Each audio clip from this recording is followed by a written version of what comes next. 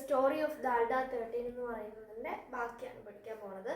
നോക്കാം. After her husband's death in 1970 she retired from photo journalism. അതായത് അവളുടെ ഹസ്ബൻഡിൻ്റെ ഡെത്തിന് ശേഷം 1970 അവളുടെ ഹസ്ബൻഡിൻ്റെ ഡെത്തിന് ശേഷം അവൾ എന്ത് ചെയ്തു? ഫോട്ടോ ജേർണലിസം നിർത്തുകയുണ്ടായി. റിട്ടയർഡ് മീൻസ് നിർത്തുക. Okay. She had stuck to the ethics of the media throughout her career. എന്ന് വെച്ച് കഴിഞ്ഞാൽ എന്താണ്? അവളുടെ ജോലിയിലെ അമൂല്യങ്ങൾ, അതായത് അവൾ തെറ്റൊന്നും ചെയ്യാതെ സത്യസന്ധമായി അവളുടെ ജോലി അതിനെ ഒരു കരിയർ ഉയർത്തിപ്പിടിച്ചിരുന്നു എന്നാണ് പറഞ്ഞിരുന്നത്. She did not like the way many photographers of the younger generation distributed people privacy for publicity and fame. അതായത് എനിക്ക് ഇഷ്ടമല്ല, അവൾക്ക് ഇഷ്ടമല്ല എന്ത്?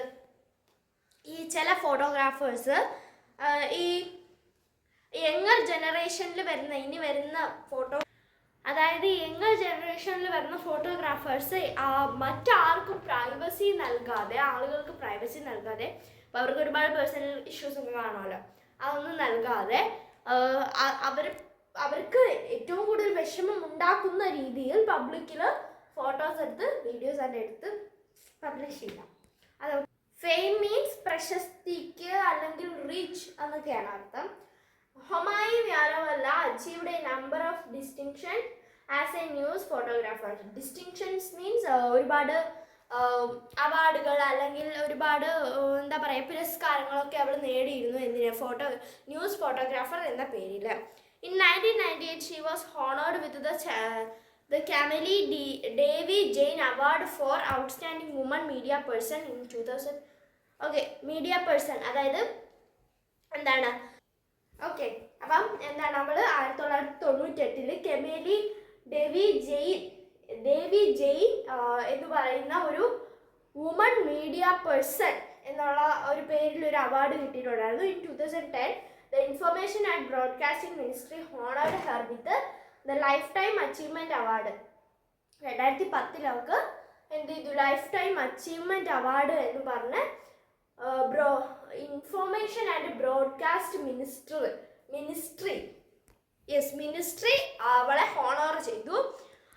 അതുപോലെ തന്നെ in 2011 she was awarded Padma Vibhushan, India second highest civilian honour. അതായത് 2011 അവൾക്ക് പത്മവിഭൂഷൺ കിട്ടി. എന്തിന്? അതായിരുന്നു ഇന്ത്യയുടെ രണ്ടാമത്തെ ഹയസ്റ്റ് ആയിട്ടുള്ള സിവിലിയൻ ഹോണർ എന്ന് പറയുന്നത്. ഇന്ത്യയുടെ ഏറ്റവും വലിയ രണ്ടാമത്തെ പുരസ്കാരമാണ് പത്മവിഭൂഷൺ. അത് അവൾക്ക് കിട്ടി. Okay. ഹൊമായി വ്യാരവല passed away in 2012. She continues to be a role model for women media persons in India. ഇന്ത്യയിലെ എല്ലാ മീഡിയ പേഴ്സൺസിനും അവളൊരു റോൾ മോഡൽ ആയിരുന്നു. അവൾ 2012 മരിച്ചു എന്നാണ് പറയുന്നത്. ഓക്കെ, അപ്പോൾ ഇന്നത്തെ വീഡിയോ സോ ഗൈസ്, അപ്പം പരീക്ഷയ്ക്കായില്ലേ? അപ്പം നിങ്ങൾക്ക് എന്താ പരീക്ഷയ്ക്ക് പഠിച്ച് തുടങ്ങിയെന്നൊക്കെ പറയാം. ഇന്ന് ഞാൻ സ്കൂളിൽ പോയില്ല, അതാണ്.